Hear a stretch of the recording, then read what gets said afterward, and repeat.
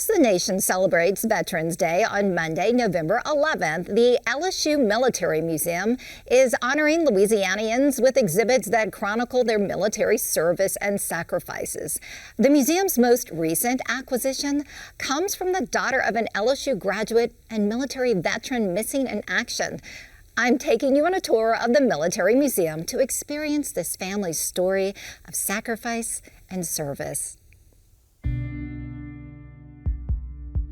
This is a letter my dad wrote to my mom, dated 2 days after I was born. This morning at 6:30, I received a phone call from the Red Cross saying we had a baby girl weighing 6 pounds and 14 ounces and that you and the baby are doing fine. Kim Carroll never met her father, Grant Stewart. The U.S. Air Force cadet was shot down in Vietnam in 1969, just days after she was born. He remains missing in action. Kim is keeping her dad's memory alive in an exhibit at the LSU Military Museum honoring her father, an LSU graduate. My mom had every letter that he had ever written, plus patches and everything, and it was in boxes. And I would rather have everyone else enjoy it, and I think the legacy would live on more here than in a box. Kim donated her dad's military belongings to the museum. It was her husband Gary Carroll's idea. Gary is also a military veteran who served in Iraq, and he's an LSU graduate.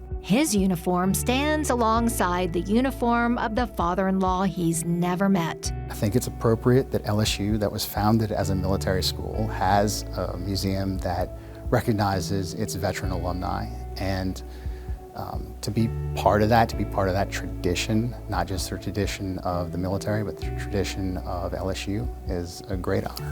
The William A. Brookshire Military Museum resides in Memorial Tower on LSU's campus. It opened in 2022 after a major renovation. So this was finished in 1925, and LSU built up around it. So this was not officially a LSU building. The American Legion built it, but LSU purchased the plantation land around it and then built the university up. The rotunda pays homage to World War I soldiers memorialized on wall plaques. We start our tour in the North Wing, detailing LSU's origin story as a military training institution. The university was founded in 1860 as the Louisiana State Seminary of Learning and Military Academy, modeled after military schools like West Point. Its history dates back to the Civil War. People don't know is the first president of LSU is General William Tecumseh Sherman, who was brought in 2 years before the Civil War.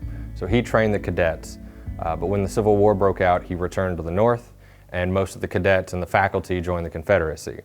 In 1916, LSU became one of the first universities to establish a Reserve Officers Training Corps, or ROTC program, with the passage of the National Defense Act. Military training was a significant component of campus life, offering students a pathway to commissions as officers in the U.S. Army. In fact, LSU required ROTC up until 1969, so every male student had to be a part of ROTC. And that meant that our cadet corps was 6,000 strong. So World War I, World War II, thousands of LSU students joined the military. In fact, making us one of the top 3 schools at the time, putting in officers into the U.S. Army. Over the years and in various wars and international conflicts, LSU students, including many athletes, pursued military service, many achieving high honors. Most people don't know is Chenault was an LSU grad. He had come here, he graduated, so part of the story is that he named them the Flying Tigers after his association with LSU. And the Flying Tigers went on to have great fame in China and then later in the Air Force. And to this day, they're one of the most recognizable units because they like to paint the shark's head on front of their planes. From high-ranking generals to Purple Heart recipients, LSU fostered the careers of many military greats, several whose namesakes appear on campus buildings. Another big name on campus is actually Middleton, and so we have his image here.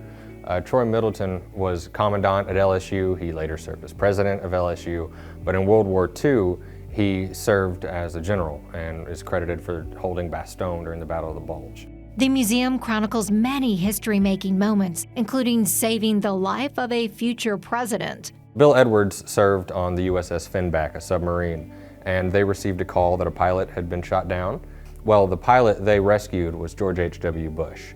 The South Wing covers World War II to the present, and a lot of people think of museums as the past, but this side kind of shows our living legacies, people that are still around, people that come and talk at the museum. The exhibit also showcases ephemera, chronicling life for LSU military service people on and off the battlefield, such as this crown from homecoming queen Rachel Sherburne. She received it before serving a tour of duty in Iraq. There's LSU stickers that adorn military helmets and Bradley tanks, symbols of Tiger pride and connections to home.